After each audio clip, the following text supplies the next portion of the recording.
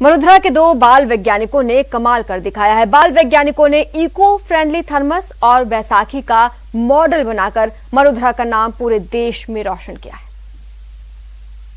मेहुल का अम्ब्रेला वाला बैसाखी मॉडल, निकिता का इको फ्रेंडली थर्मस, वडोदरा के बाल वैज्ञानिकों का कमाल। प्रतिभा किसी परिस्थिति की मोहताज नहीं होती, इसे सच साबित कर दिखाया है वडोदरा के दो बाल वैज्ञानिकों ने। झुंझुनू के बाल वैज्ञानिक मेहुल ने बैसाखी को अम्ब्रेला से जोड़कर कमाल का मॉडल बनाया है, जिससे दिव्यांगों की जिंदगी काफी हद तक आसान हो सकती है। सीकर की बाल वैज्ञानिक निकिता ने सूखी हुई लौकी से इको फ्रेंडली थर्मस बनाया है। सबसे पहले बात झुंझुनू के होनहार मेहुल की। शहर के काली पहाड़ी इलाके के होनहार मेहुल को बचपन से ही कुछ नया कर दिखाने का जुनून रहा है। एक पब्लिक स्कूल में पढ़ाई कर रहे मेहुल ने जब एक दिव्यांग को बरसात में भीगते देखा तो अम्ब्रेला के साथ बैसाखी को जोड़कर कमाल का मॉडल बना दिया। वाटरप्रूफ ऐसा मॉडल जिससे दिव्यांगों की जिंदगी काफी हद तक आसान हो सकती है। इसमें mobile gripper, torch, power bank, foldable chair समेत कई सुविधाएं हैं। मेहुल का ये बैसाखी मॉडल पहले स्टेट लेवल पर चुना गया। इसमें सुधार के बाद मेहुल का बैसाखी मॉडल राष्ट्रीय इंस्पायर अवार्ड के लिए चुना गया है। अब मेहुल को जापान जाने का मौका मिलेगा, जहाँ चुनिंदा वैज्ञानिकों से मिलने और उनसे कुछ नया सीखने को मिलेगा। मैं बनाया हो एक क्रच विद अम्ब्रेला मॉडल, जिसके अंदर मैं अपाइज लोग जो हैं कि अगर बारिश वगैरह में जावे कटे तो वे भीग जावे, तो अगर वहाँ के पास छातो है तो वे आपके साथ कैरी कौन कर सके।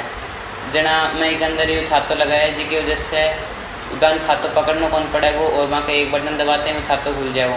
तो भी खातर मैं एक बैठने के लिए एक फोल्डेबल चेयर भी के अंदर ऐड करी है।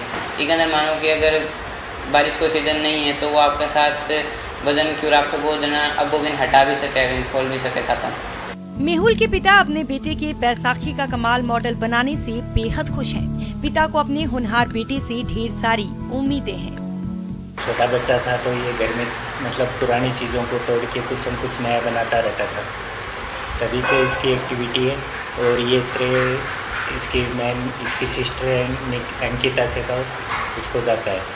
और फिर स्कूल ने से भी इसको अच्छा प्रमोट किया, फिर डिस्ट्रिक्ट लेवल पे ऑफिशियल भी इसको सपोर्ट मिला। वहीं सीकर के जेतूसर गांव की रहने वाली बाल वैज्ञानिक निकिता ने कमाल का इको फ्रेंडली थर्मस बनाया है।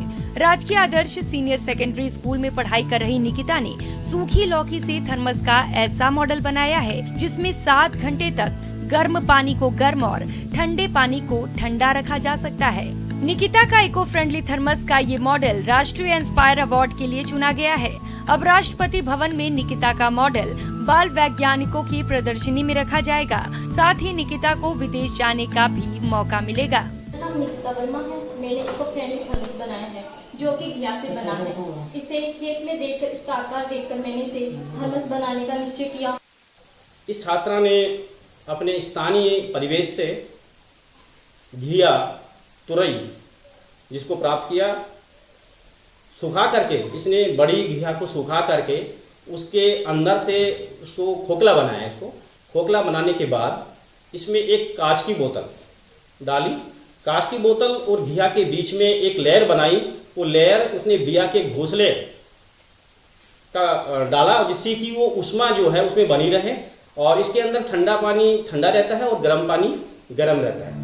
मेहुल की बैसाखी और निकिता का थर्मस जरूरतमंदों के इस्तेमाल के लिए सुलभ कब हो पाएगा ये तो पता नहीं है, लेकिन ये बात एक बार फिर सही साबित हो गई कि प्रतिभा सिर्फ महानगरों से ही नहीं, गांव और कस्बों से भी अपनी चमक बिखेर सकती है।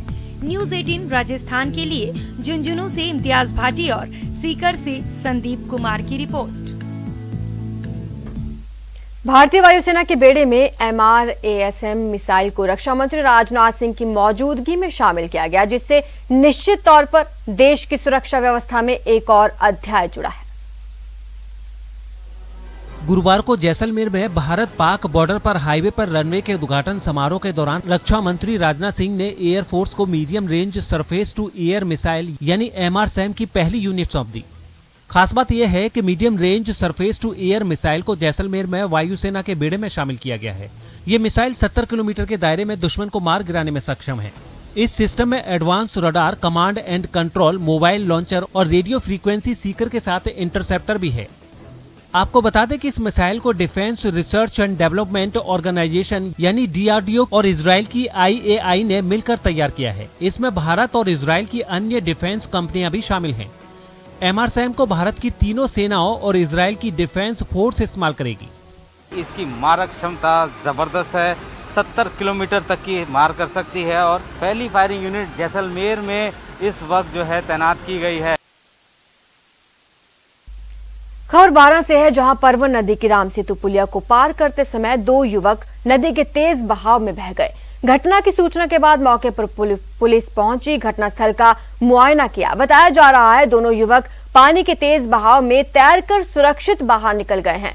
गोताखोरों की मदद से दोनों को सुरक्षित निकाल लिया गया। जानकारी के मुताबिक शुक्रवार को क्षेत्र में बारिश का दौर जारी रहा, जिससे परवन नदी में उफान आ गया। इसी दौरान पुलिया से पार निकलने का प्रयास करते हुए 2 लोग पानी के तेज बहाव में बह गए। दोनों के पानी में बहने का वीडियो सोशल मीडिया पर भी जमकर वायरल हुआ।